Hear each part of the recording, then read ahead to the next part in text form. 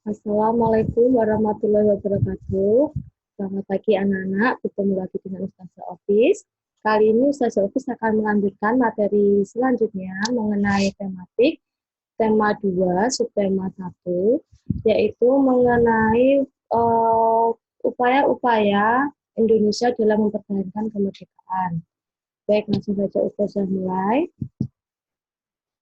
Nah, di sini upaya untuk mempertahankan di berbagai wilayah Indonesia. Apa saja upayanya? Nah, sebelumnya kita harus tahu bahwa sekutu berupaya menguasai beberapa kota besar di Indonesia. Upaya itu mendapat berbagai perlawanan, baik dari pemerintah Indonesia maupun dari masyarakat setempat yang ingin mempertahankan kemerdekaan. Upaya mempertahankan kemerdekaan Republik Indonesia dilakukan dengan dua cara, yaitu dengan pertempuran dan diplomasi. Diplomasi itu adalah melalui perundingan. Upaya mempertahankan kemerdekaan dengan pertempuran diantaranya terjadi di wilayah-wilayah berikut. Oke, yang mari kita bahas pertama adalah di Surabaya. Pasukan sekutu mendarat di Surabaya pada tanggal 25 Oktober 1945 di bawah pimpinan AWS Malabi dengan alasan untuk melucuti tawanan perang. Namun kenyataannya tentara sekutu melakukan penyerangan di penjara Kalisosok dan berusaha melepaskan tawanan perang Belanda. Sekutu kemudian berupaya menduduki tempat-tempat penting di Surabaya. Pada tanggal 30 Oktober 1945, Presiden Soekarno datang ke Surabaya untuk berunding dengan AWS Malabi dengan hasil akan diadakan gencatan senjata. Namun kenyataannya Belanda melanggar hasil perundingan dan mengeluarkan ultimatum pada 9 November 1945 yang isinya adalah meminta rakyat Indonesia menyerahkan senjata hasil rampasan dari tentara Jepang. Rakyat mengabaikan itu dan terjadilah pertempuran besar di Surabaya pada tanggal 10 November 1945 yang membumi hanguskan kota Surabaya. Nah, di sini kita lihat gambar. Ini adalah pejuang pemimpin perlawanan rakyat di Surabaya, yaitu adalah Sutomo. Kemudian ini adalah mobil dari AWS Malabi yang dibakar oleh warga Surabaya. Sutomo ini adalah pemimpin perjuangan yang ada di Hotel Yamato pada saat itu merobek bendera Belanda yang merah, putih, biru dirobek menjadi merah dan putih. Lalu yang kedua ada perlawanan di Bandung. Nah, setelah berita mengenai proklamasi kemerdekaan Indonesia sampai di Bandung, rakyat perlahan-lahan berupaya mengambil alih kantor pemerintahan di Bandung dari tangan sekutu. Pada 23 Maret 1946, sekutu mengeluarkan ultimatum kedua untuk mengosongkan Bandung bagian selatan. TRI ini adalah kepanjangan Tentara Rakyat Indonesia, berunding bersama rakyat untuk menyetujui mengosongkan Bandung bagian selatan demi menghindari pertumpahan darah. Namun mereka tidak ingin sekutu menguasai Bandung bagian selatan secara utuh.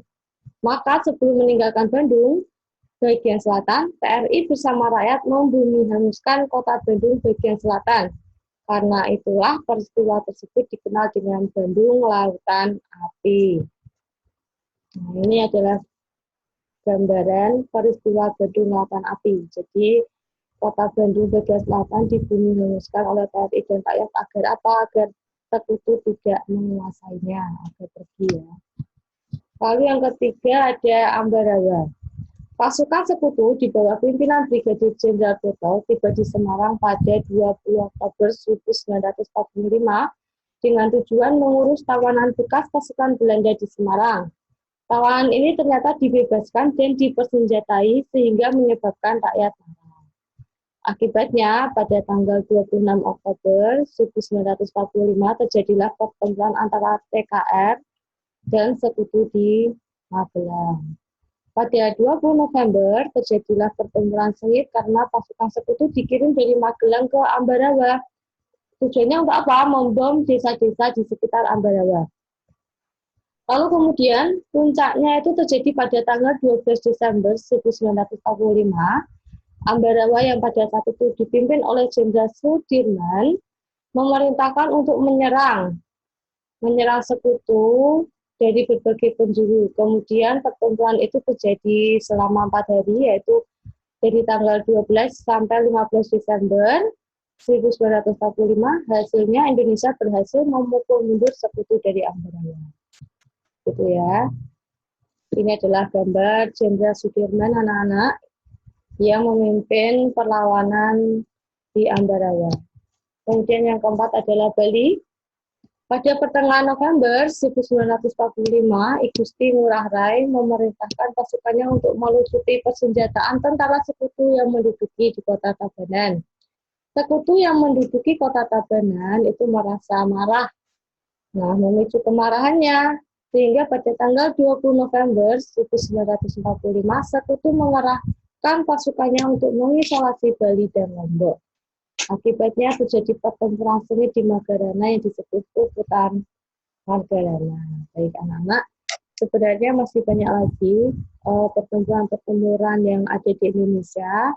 Cuman ini adalah pertempuran-pertempuran yang besar, yang sering keluar dalam ujian ataupun yang banyak dikenal.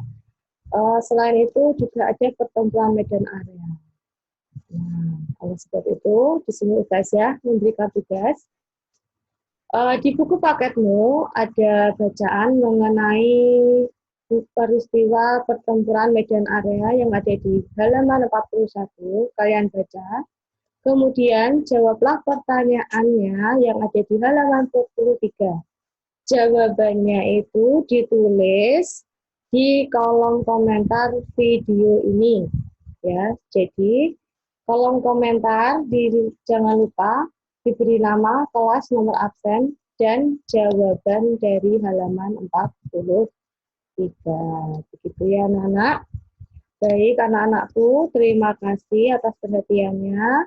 Semoga video ini bermanfaat. Ustazah akhiri. Assalamualaikum warahmatullahi wabarakatuh.